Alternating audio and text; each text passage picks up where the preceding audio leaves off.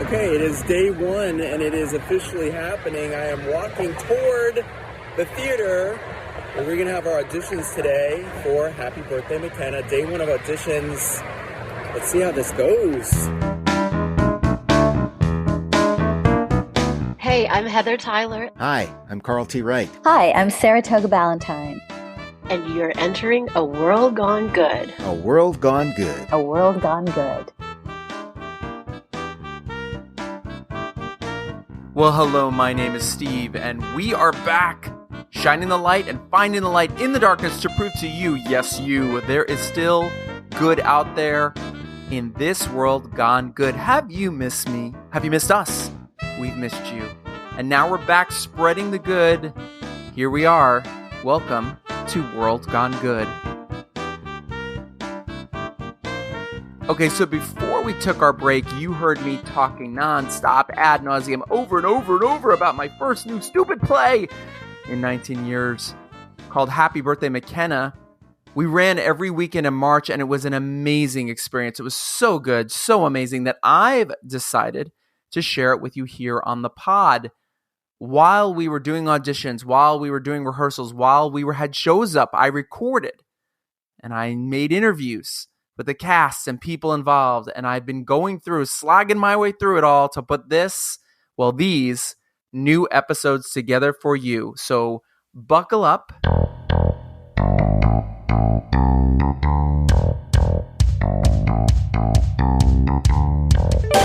Because you've got a front row seat to come play with us as we dive in to discover what is good about live theater.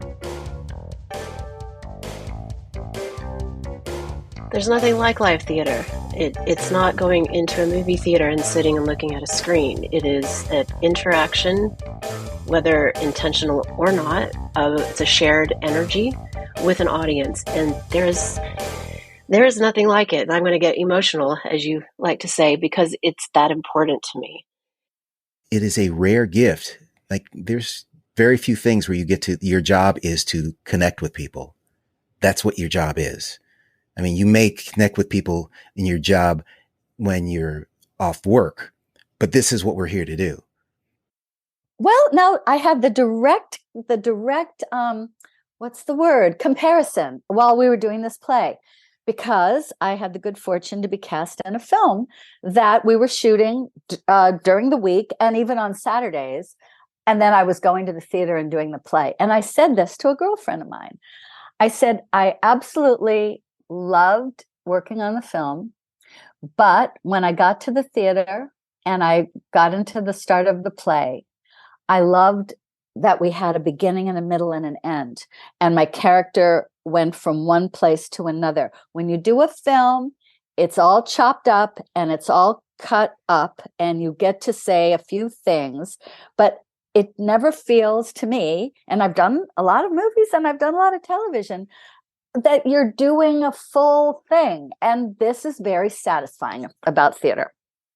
Being able to see a real person telling a story or acting as if a real story is real, I think is something that is just therapeutic and wonderful, and allows you to like put yourself in that position in a little bit of a different way than a film does, where you're kind of, your mind is kind of like stripped away, and it's just like you're like inside this whole experience of, you know, the action taking place, and you're like, oh, I'm inside it, and you kind of forget about yourself. Like in theater, I think people are very much aware of their own humanity and their own, like, oh, sitting next to other humans in a space, watching other humans do weird stuff that isn't real but then becomes real, is kind of this like, it's a transformation in itself that I think can, and like, you know, in a perfect world leads to some kind of transformation like within humans. And that's what we're all trying to do, is to reach people, to get them to think a little differently, like, yes, and also to provide them with a little bit of an escape, like to provide a little bit of entertainment and to get them to laugh. That connection then is the gift to the audience. If the better we connect, the more they get out of it. And so it is a grand gift to be able to spend those 90 minutes up on stage, 80 minutes, whatever it is, up on stage with these actors who, I've grown to love watching and spending time with. Happy Birthday McKenna began 5 years ago on a very cold morning in a cemetery just outside the city of Chicago. My husband Jim wanted to visit his mother's gravesite, and he remembered she was buried by a tree. Well, they moved the tree, but we found her. Actually, I did. It's part of the show. And as we stood in the cold, he said these words out loud. He said, "You know what I should do? I should dig her up, have her cremated, and spread her ashes back in Santa Barbara. She never wanted to be buried here." And that is where the idea, the spark for this show first started. I spent over 2 years writing and rewriting the script. We did 2 different COVID-safe outdoor readings with 2 different groups of actors playing the 10 characters in the show. And then the time came when it finally felt right and safe to take the next step and put it into production.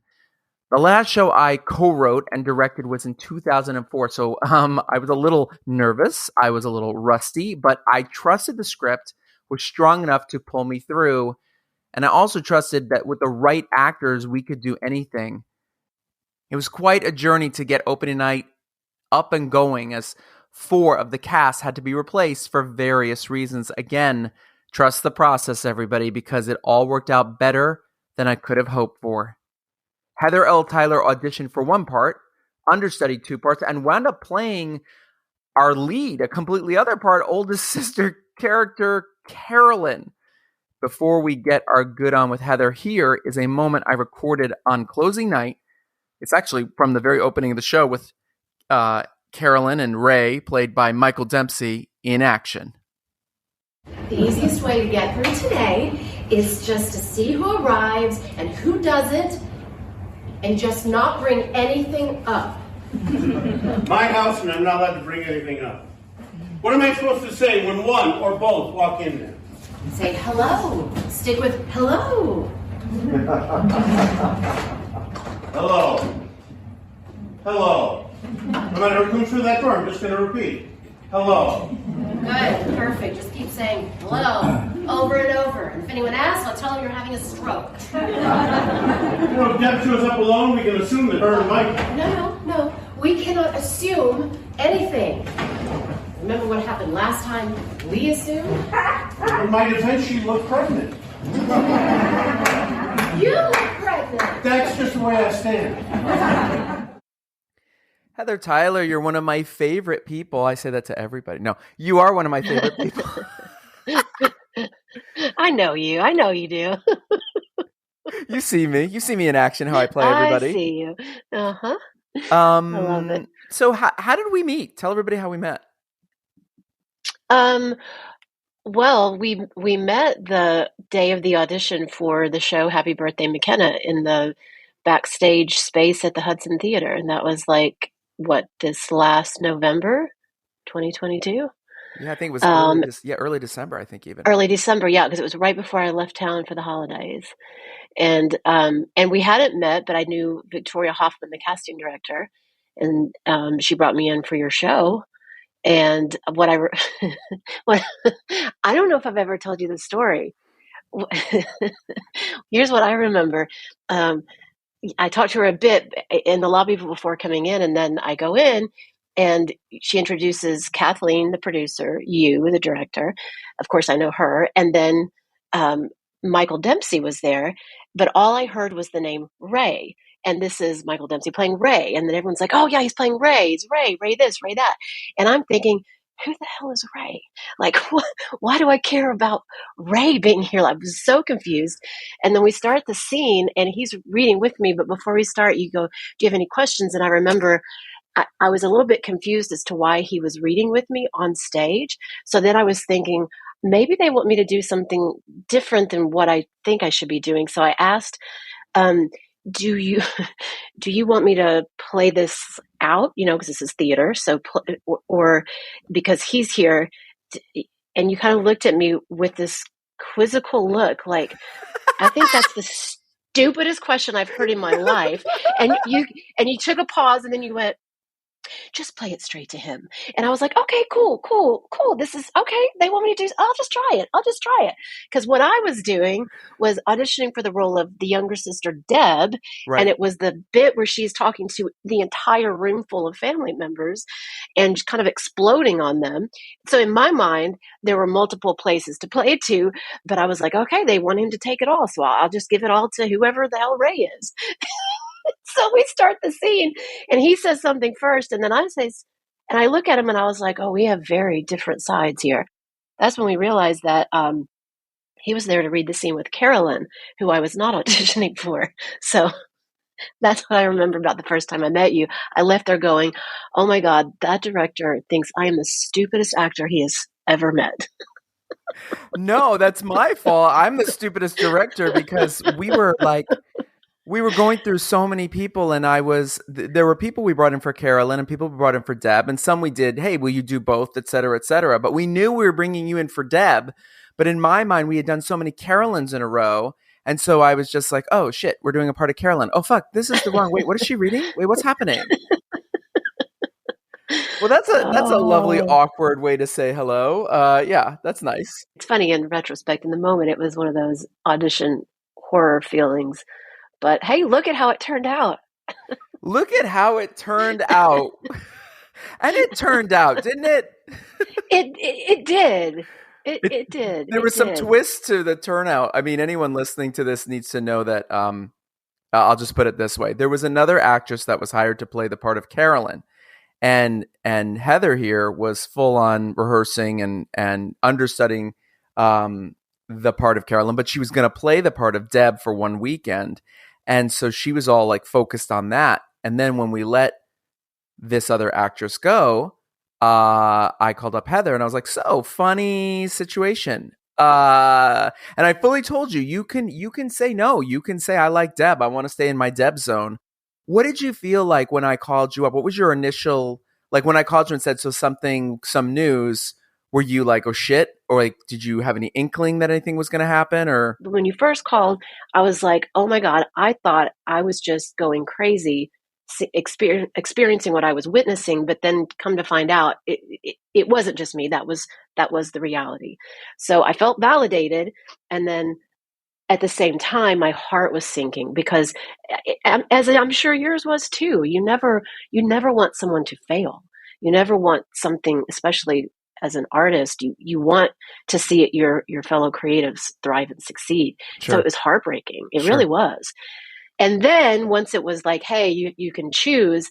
I mean, I haven't told you another story. Maybe we'll come back to it either about why I was so connected to Deb, but I love Deb so much. I love that role. It's like not exactly me, but it feels more like where I fit in my personal family than Carolyn does. And so I was like, God, Carolyn drives me crazy. She's like both of my sisters put together. There's parts of them that I don't like. Now, of course, I find that she is actually, I think, the part of them that I love. I've come to love in Carolyn too. But I really wrestled with letting Deb go. I mean, you're going to say, yeah, you wrestled for like all of 5 minutes because I think I called you back right away. But it's because Matt heard the conversation and brought, I was standing out on the balcony and he brought a blanket out and wrapped me up in it and patted me on the shoulder because he knew it was going to be a long chat. And then I think he went back in and then brought me out some scotch or something. And he was like, take as long as you need. But he also kind of had been pushing me to do the hard thing too, just like spousal support, like don't do the easy thing. If you want to try the hard thing. Yeah. And that's what I said to you. Even I said, I think it'll be a challenge for you and I think you should go for it, but I will respect you if you say, no, either I don't have the time, I don't have the energy, or I really love the part I have. That's totally respectful. Yeah. I almost did. And I can't even tell you exactly why I'm not sure why I said yes. I'm trying to look at where I have resistance and I've often found that where my resistance is the spot that needs attention. Like, why am I resistant to this? Right. And frequently when I've gone to that resistance, sometimes not even by choice, maybe just it just landed that thing you didn't want to do is going to be what you have to do. And other times I've consciously been like, okay, I'm going to do this in spite of feeling this resistance. And it's obviously, as we all know, the risk and the reward can be equal. And so it definitely has been. Yeah.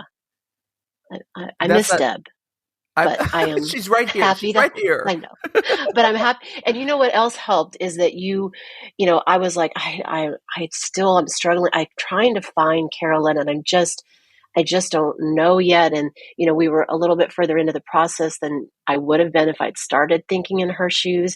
So you called me one day and you said, I have a thought. Take your Deb and put her into Carolyn. Yeah. And that helps so much because they're sisters, number one. Right. But number two, I think I've been looking at her as such a different entity when a lot of what was feeding into my Deb, I was able to then, play with and filter through a Carolyn lens. And that helped a lot. We got a lot of compliments during this run, specifically about the sisters' relationship. And you played opposite two actresses because we double cast the part of Deb. We had one for the first 2 weeks and another actress for the second 2 weeks. But in both of these situations, we got this constant, many people saying feedback to me, oh my God, I love the sisters. They weren't even acting. They nailed it. They nailed it. My question to you is, do you feel that on a nightly basis when you're playing it? Are you in it that much? But also, number two questions, and remind me if you don't remember the second one. But was it a challenge to first work with Tracy and then go to Siggy? I have two sisters, an older and a younger. I'm in the middle, and our relationships are very different in a lot of ways, but there's a common thread. We're all very close. We have a very tight family, extended family. I'm talking second cousin, niece. It's a very small Southern town type of family's everything. You have, meals together every night and everyone's together at least once a week. So I found it very easy to connect with a sister role because it is just, especially when there's a little bit of, there's love that pervades everything, but there's a constant bickering about stuff that doesn't mean anything, but you just get it out because you can, because you're sisters. And so I remember Tracy played the role of Deb first. And I remember with Tracy, we would talk about how, that they could turn around and have such a big argument, but then sit next to each other, share a glass of wine and toast each other in the next, because that's what sisters do. And they can forgive each other and move on. And so we talked about that. And I found it just natural to, honestly, to all of the family members. It just really, once Tommy gets there, it just starts to feel like this is my home, this is my family. And once Dad and Lucille get there, it's so weird, but I really feel a connection with Carl as my stepdad, and it's just he feels like a warm blanket, which is weird because I know that in the plot of the show, he's maybe not the most beloved member of the family by all. He's an asbestos blanket. Yes. But I think Carolyn and him have had a good relationship because he was the first grandpa to her kids, and that's having that happen to me with both a stepfather and a stepmother be my only and first child's grandparents is a big thing, so your relationship deepens. So anyway, back to the sisters. By the time the sister gets there, it just is that other layer. For me, it feels in the moment like I am interacting with a real family. And now, speaking of the two actors, so Tracy also has children and siblings, and she and I, you had us at one rehearsal just kind of change up how we were playing the fight, and we really dug into it almost as more like younger kids, and it was just so much fun, and she was just so easy to play that off of. And it was maybe too ridiculous in rehearsal and a little more grounded in performance, I hope, but it felt fun. And then Siggy's very different. Just her stature is different. Her delivery's a little drier, and it's just adjusting. So after our first weekend together, I would say I was more aware of having to like work at the relationship with her than with the first Deb, because it was like two sisters that have to work harder at the relationship, if that makes any sense. You're going into the final weekend of a show. You've done this before. You've been on this road before. In this specific instance of what we're going into this final weekend, are you going in excited? Is there a little bit of anxiousness? Is there a little bit of sadness? Like, what is the rev down like of going into a closing weekend? I am sad. Someone asked me that this weekend. A friend said, "How are you feeling about going into closing?" And I said, I feel sad. I've really enjoyed working with all of the casts, both sets of brothers and sisters, and the group all together, all the Irenes coming in, the whole team, you, Kathleen, Stephanie, and the theater crew's been nice. And it's just, it's another chapter that I have very fond memories of, that I'm feeling a little nostalgic already about realizing it's the last three performances. I don't feel any anxiousness about it. I always feel excitement the hours before. Okay, this is, like Michael Dempsey always says, this is what we get to do. It's a Friday night, and a lot of people in Los Angeles are either going to do crappy jobs or they're leaving their crappy jobs. But we are going right now at 5:00 on a Friday, and we are driving into Hollywood to go work, to do what we love to do. And that's how I feel every time I come in. It's joyful, it's exciting, and the play is fun to do. It's fun to laugh at, each other, with each other, have the audience laugh with you, at you. Both are good. And to tell the story. And it's great because it's such a sweet story, or as someone said, it's a comedy with heart. So it's great on both sides. It's real, it's funny, and it's touching. So it's a great show to work on if you love those things. And if you don't love those things, you're probably not an actor.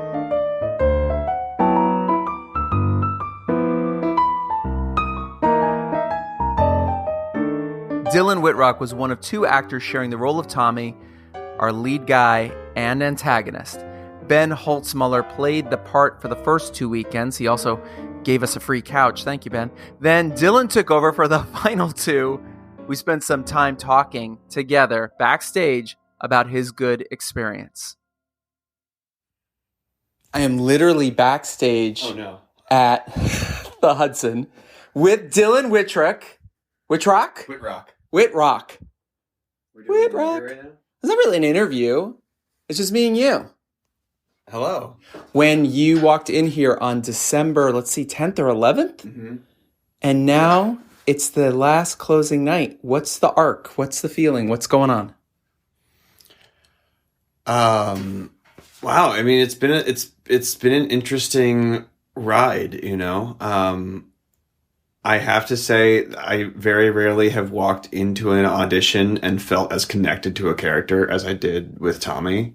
I kind of initially felt like I can do this guy. I get this guy. I love this play, and I want to do this. And that hasn't happened to me in a really long time.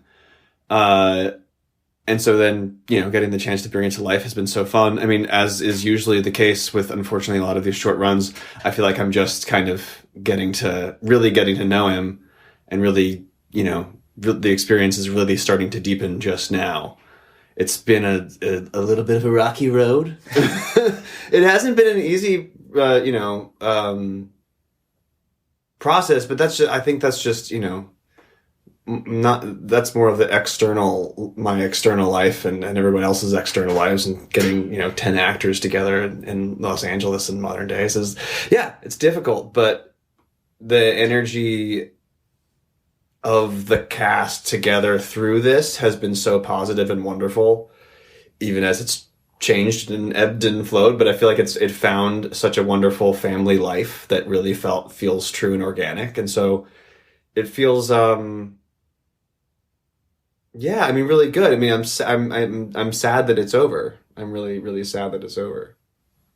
Yeah, I've just had such a wonderful experience, like going on this ride with you too, and it's been great working with you as a director, and I feel like it's interesting to work with I don't think I've worked directly with an actor or with a director who's also a writer. You kind of like know how it sounds in your head and how you want it to sound, but you did a really good job of being able to communicate that in a way that's not just in my head. It sounds like this, so do it like this.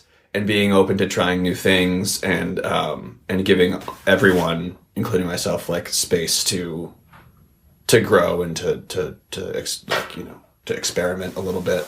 The main reason, if anyone listening right now, no, spoiler alert, and it's a podcast, so you can't see this, but the main reason I hired Dylan is because basically we dress exactly the same. We are literally in matching, almost down to the shoe. Oh, I should have worn my boots and sweaters. Yes, yeah. with the shirt. Yeah, underneath. It's a little close. It's a little creepy, but I'm not Tommy, and I've said this a number of times. I'm not. I'm Parker. No, but I feel like your voice isn't Tommy. I'm everybody's voice. Your voice isn't everyone, but your voice, and I feel like a little bit of your personality is very much in him. Yeah. But a lot of my personality is in Carolyn too. Yeah, because I have that whole. We're going to do it this way, everybody. Yes, as you've experienced. As every director kind of needs to have, you know? That's like, you need to be able to literally tell people what to do. No, but that's what's been so much fun about this character and getting to work on it with you who wrote it, is that like, I've been able to literally just kind of steal a little bit of things. Like, I'm like looking at you like, yeah, I'm going to steal that. Listening to you speak, I'm like, come on, I'm going to steal that a little bit too. We had an actor who was working with us in the beginning, and it's probably not who you're thinking, but we had a few change-ups in the cast. But one of the actors one day got very upset about something. It was simply me asking for this actor to sit. And I don't know if you were at this rehearsal, but I asked this actor to maybe you just take a seat at the table. And there was a whole argument about sitting. And then the actor in question turned to me and said, well, I think the writer's intent was actually, and all of your fellow actors, like their jaws went, and they like looked away, and I leaned in because I was like, no, do go on. Tell me my intent. I want to hear where you're going with this. And this person was so wrapped up in their moment of not wanting to sit. And it's one of those things as an actor is like, and I bring this up for a reason, is because it's like, there's times when it's just like, just try things. And so when you go against the grain in something, and you have a big thing to go against as yourself because you're, a straight married guy. I don't know what you do on the side. It's your fucking business. No. What you and the lady do, that's your business. I'm kidding. But that's an agency as well, is to take that on. Like I made a vow to myself to hire a gay man to play this part, and I brilliantly hired 2 straight men. I can't ask you in an audition, so what do you do on the weekends? Yeah. But it's like, so there's something that a lot of straight actors are not comfortable with. I think that there's a couple things in what you just said, and I have opinions about them. And I think one of them is when you're, as an actor, when your director gives you a note, just take it. Make it work. Try it. Just do it. Try it. And if it really, try it first, and then if it really doesn't feel good, change it. And also, you can take it, and then when the show opens, you can just choose not to sit, because no one's going to be there telling you that. In my humble opinion, I mean, as an actor, but especially when it comes to go here, go there, sit down, stand up, be louder, be quieter. That's, I feel like, the director's biggest and most important job.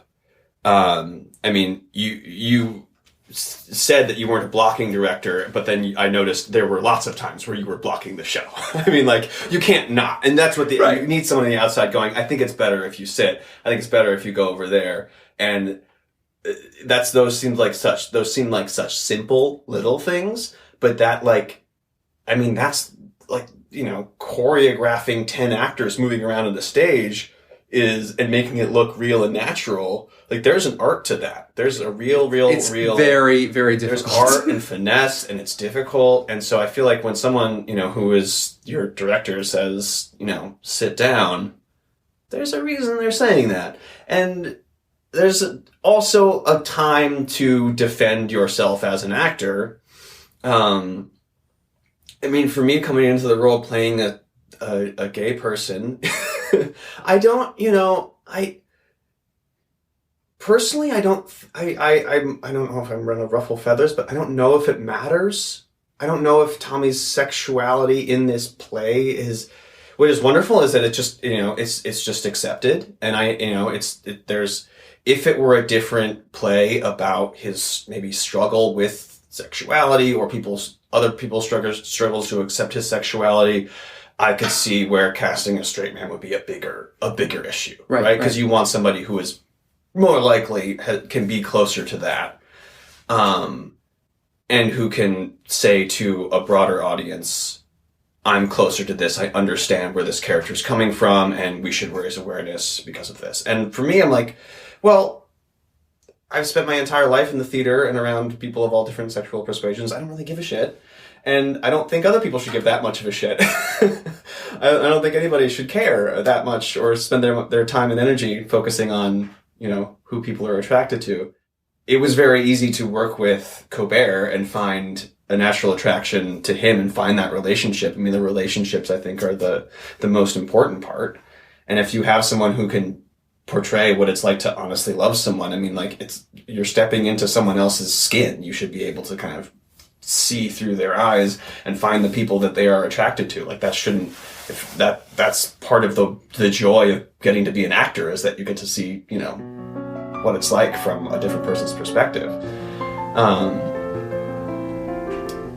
don't know what else That's it. there is to say. That's it. That's it.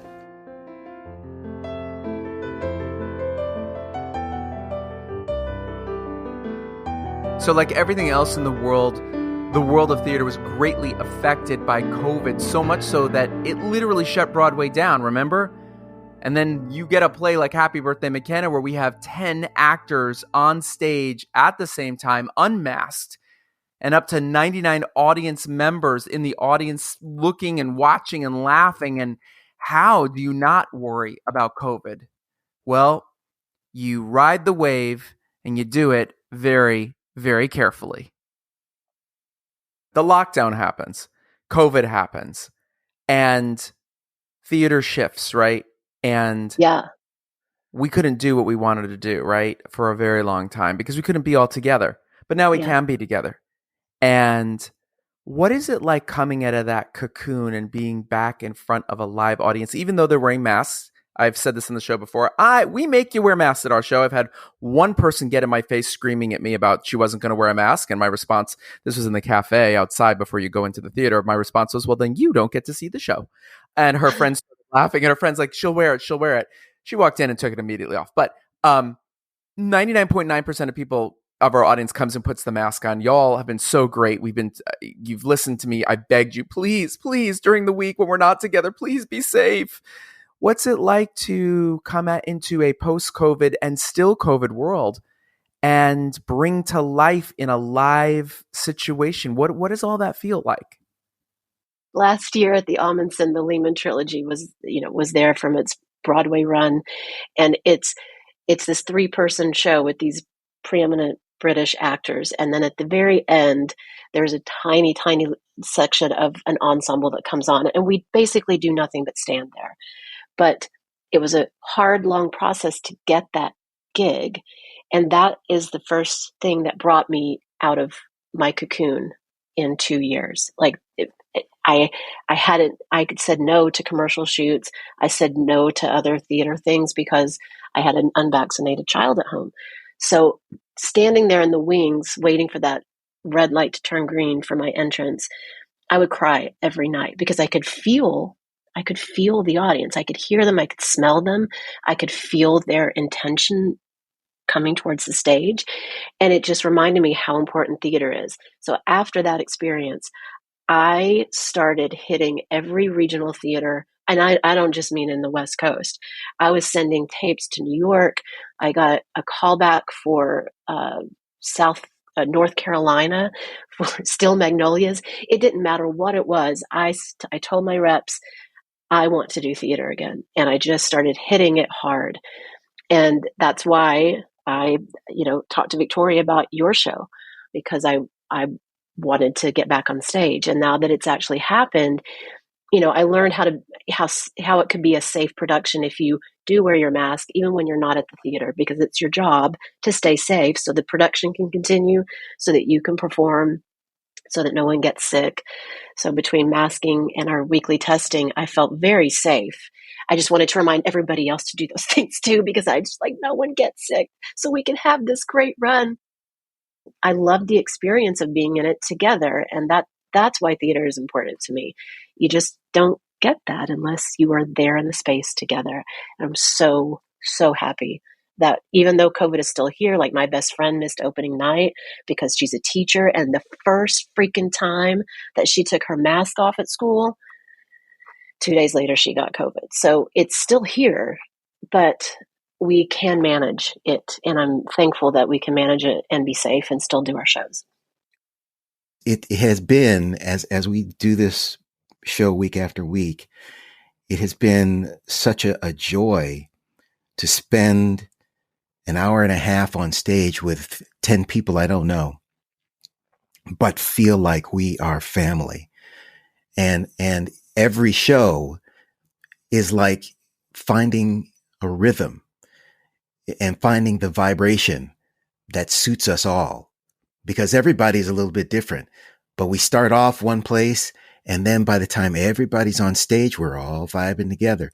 And, there were some shows where it was rocking. Like we knew each other for 20, 30 years, like the story requires. And that was super, super cool to have that feeling, because I haven't had that feeling in probably ever on stage, not with 10 people in a show. I mean, when you're doing a musical, you come on, you're backstage, you do whatever. We're all there the whole time. So it's very rare that you get that experience to connect with everybody at the same time. Tracy and I have been in shows together where she's off stage and I'm on stage, and then I go off stage and she's on stage. So we weren't together. We were together in the last show that we did, but it happens more often than not that you do a play with people and you spend much of it off stage listening to them perform. And my character has the, wonderful opportunity to just sit in that chair and watch everybody go at it. And it is so much fun that's how I connect. I'm really connecting. I'm really watching them and enjoying the show. The world of COVID. Yes, the world of COVID. The world of COVID is the name of my next show. Changed everything about theater. And you were doing a show, Little Red Riding Hood, which was for like a kid's show, right? Yeah, yes. A kid's show that's really got a few good laughs for adults too. I mean, it's very well written. Lloyd and Barbara Schwartz have run the children's theater at Theater West. It's called Storybook Theater for 30 years. It is one of probably the best children's theater experiences in Los Angeles if you have kids. And there have been kids that came, now they're grown up and they're bringing their kids. It's like had that kind of a following. So yeah, that was a great thing. But I certainly was not working in an adult arena. However, the masks, the testing, we used to bring the kids on stage for a lot more of the show, interactive with them. No, that stopped. Photos afterwards, we didn't touch anybody. We all washed our hands. I mean, we had to be tested. It was very different than when I did Snow White, which was another fine musical performance I got to do, the Wicked Queen, when we didn't have COVID yet. And that was a much more touchy-feely, bring the kids on stage, let them see Snow White, let's see the handsome prince, bring her back to life, and take pictures with us and hug us and all that. That was over for this Little Red Riding Hood show. We could not do that. Was that the first show you had done post-COVID? You mean your show? No, I mean Snow White. Little Red Riding Hood. Yeah, that was the first show I'd done. Yes. Yes. In front of a live audience. Yes, exactly. Yes. And then you merged over to us. Yes. Where it was even stricter, actually, because there were more of us on stage. In Little Red Riding Hood, I think there's only five characters. So this was a much bigger cast, and we did have people come and go. And you were very conscientious about that, which I was grateful for. I mean, they call me a super dodger. I somehow have managed to not get it. And I don't want it at this point, just cause. So I was grateful for all the precautions and all the protocol and all that stuff. I wouldn't have carped at any of it. I didn't carp. No carping. It's funny, there's a fellow show up right now, our good friends over at For the Love of a Glove, and they had a COVID outbreak in the cast. And they had 6 members get it. They had a cast of, I think they have a cast of 15 or 18. It's a big cast. So, I mean, bigger than us. We're 10, which is a pretty big cast. Mm-hmm. But 6 of them got sick. They had to close an entire weekend.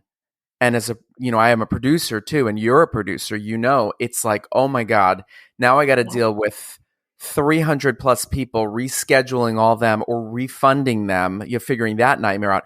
But then what they did is they have their understudies. So they were able to rev up their understudies and move the understudies in for the next weekend. But it was a lot, right? And I thought, it's so disruptive and it's so crazy. And I'm like, I was so glad we didn't get it. And I got too cocky because Saturday night when the lights went out, in Georgia, the lights went out 2 full blocks of Hollywood. I was like, what the fuck is happening? But I went out there and I said to the audience, you probably heard me, look, we got 2 choices. We can send you home and we'll refund your money or invite you to another night, or the show must go on. We perform the lights with the lights on that you have right now. Would you like to see the show? Not one person left. And you all delivered. You all played like it was a regular show. And it was a regular show. It was a poorly lit regular show. But you all delivered. And that's the magic of, and you were talking about this, that's the magic of theater. But that's also the magic of life, because shit's going to happen. And you just have to make decisions in your life of like, no, it has to be lit this way. It has to go this way. Everyone go home. I'm not doing it unless it's my way. Or you roll with what you're given. Yeah, that's a good way to look at it, for sure. I could have used hearing that right about the time I was auditioning for Happy Birthday McKenna.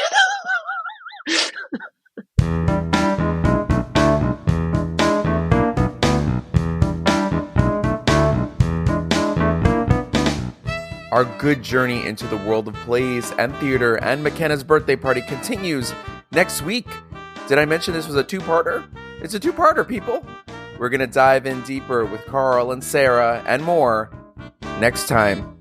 Until then, be good.